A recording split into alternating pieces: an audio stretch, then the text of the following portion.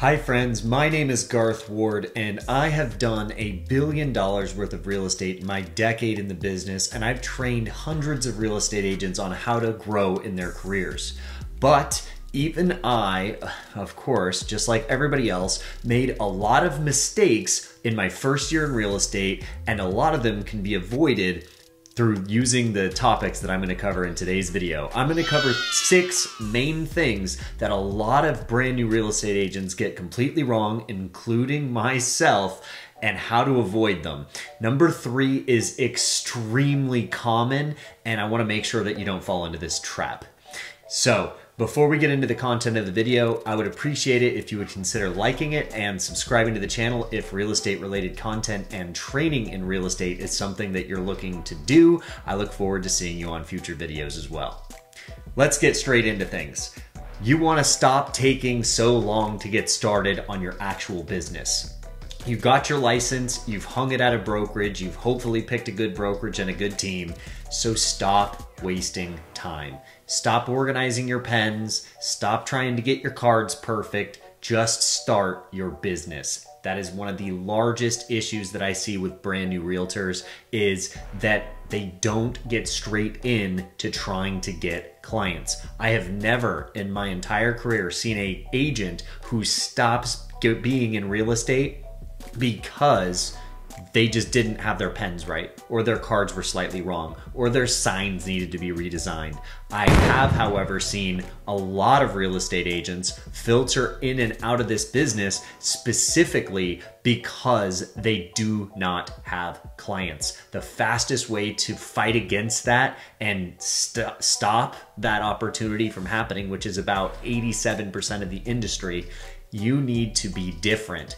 Don't focus on those small details. Focus on getting clients, because that's what ends up putting food on the table. Number 2, scheduling out the right things. Scheduling out your actual day. Now that you've gotten your license, the hardest part about this business for a lot of people is the fact that there is zero structure at all of any kind, right? You're your own boss, which means to succeed really well in this business, you also need to be a strict boss with yourself, your time, and the actions that you're taking during your work schedule. So, a lot of people will do one of 2 things. Either they fall into a trap of not doing anything ever because they don't know what to do, or they schedule too many things that are not productive in their business. I'll give you an example.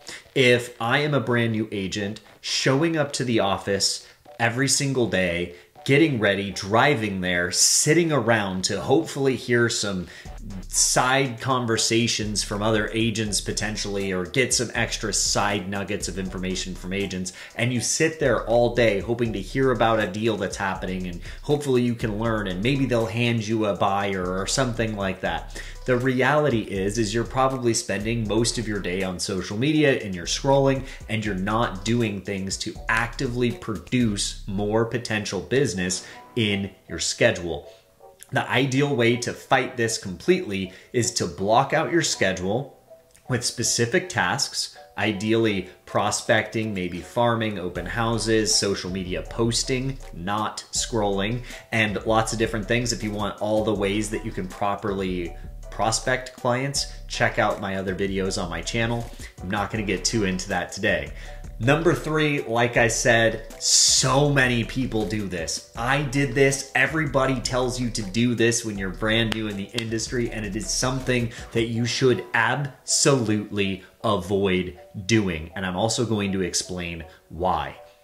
Number 1, wearing a name badge. I've heard it millions of times. I even purchased a name badge. I wore it everywhere, and I was told that that's going to spark up real estate related conversations, and now everybody's going to know you're a realtor, and that's going to help you get business.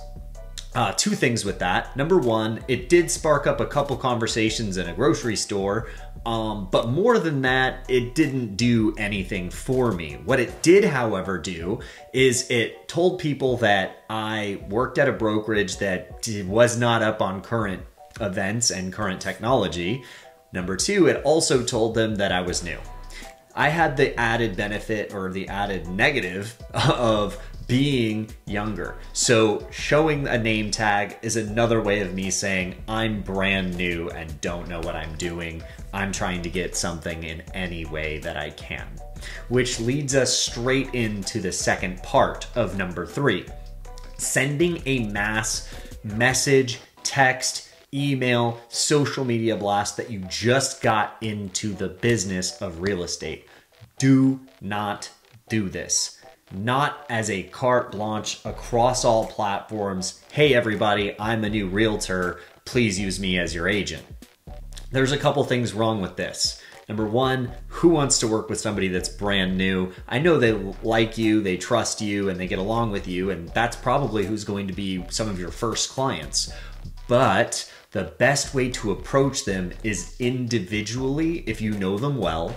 And if you don't know them well, they will see that you are in real estate by what you start to post on your platforms. So start funneling in specific real estate related content over time inside of your activities and your hobbies that show who you truly are, and people will realize that you've become a realtor without you having to announce it. Then they don't know that you're brand new. They might assume that you're brand new, but the more that you start posting, they're just gonna think, oh, I didn't realize they were in the business. That's going to make it a lot easier for you to petition them for their potential business when it comes down to it. And if they are a closer friend, doing something on an individual basis is going to go a lot further to them actually potentially working with you. I know I did the same mistake. Don't do that at all. Now, number 4, saying yes all of the time. In other words, there's 2 parts to this one as well. Number 1, saying yes to all the agents in your office asking you to do tasks for them.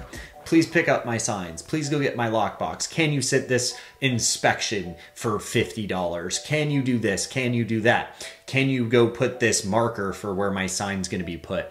And I fell into, again, another trap of doing all of these favors for these seasoned agents, and I wasn't learning anything about the business per se. I was spending my time helping them and not necessarily, again, prospecting to grow my own business. And it took my eye off the ball of what was truly important when I was first starting out. I could have had wildly faster success had I not spent so much time saying yes to other agents for favors.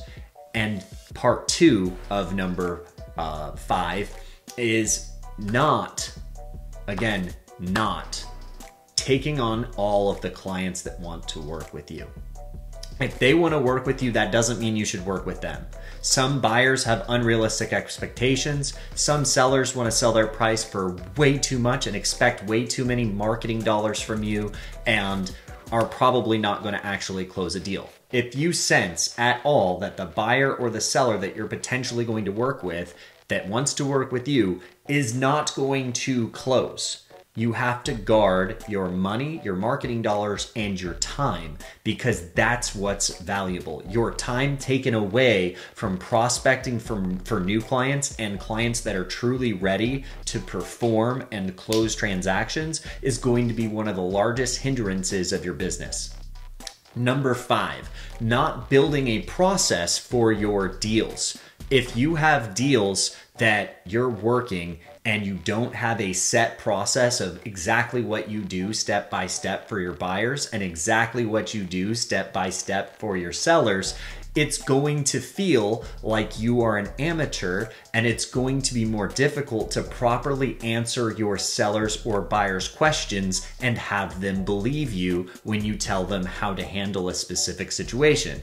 Because the rest of the process feels chaotic, why would they listen to you about a potential solution for an issue that arises?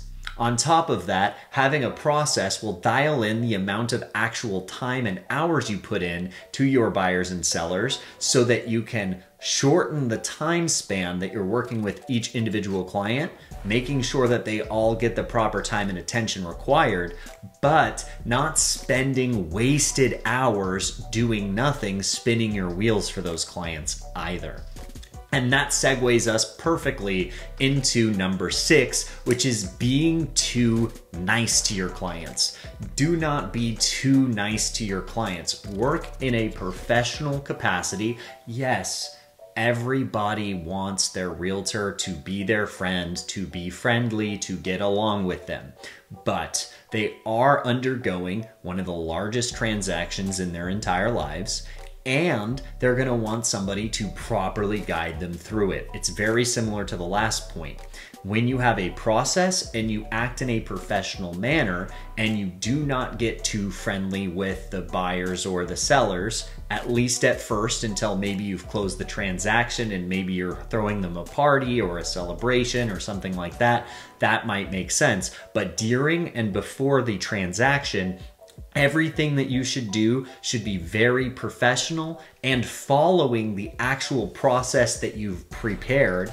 And you ask them in the beginning, when you do your initial consultation with the buyer or seller, if they like your process, and then if they want to work with you through that process. If they do, now you all have a roadmap of what's to come, how everybody's going to behave, what all the steps are going to be, and they added bonus, this is the bonus, number 7, not 7, but bonus, you will continue to get more referrals when this happens, because people will refer people, not to necessarily even the best agent, but they will refer people to a known process. If they know exactly how that seller or that buyer of their friend is going to be treated, exactly what that process is going to look like for them, because it is a dialed in specific process and everybody gets it the same way every time, they're going to be more apt to tell their friends and family to use you.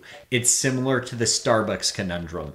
A lot of people say Starbucks doesn't have the best coffee, but you know, and we know, and everybody knows that if you go and you order a pumpkin spice latte there, it doesn't matter the location, it's going to taste the same. And if you can create the same reputation, it won't matter if you are the longest in the industry and sold the most houses or anything else like that.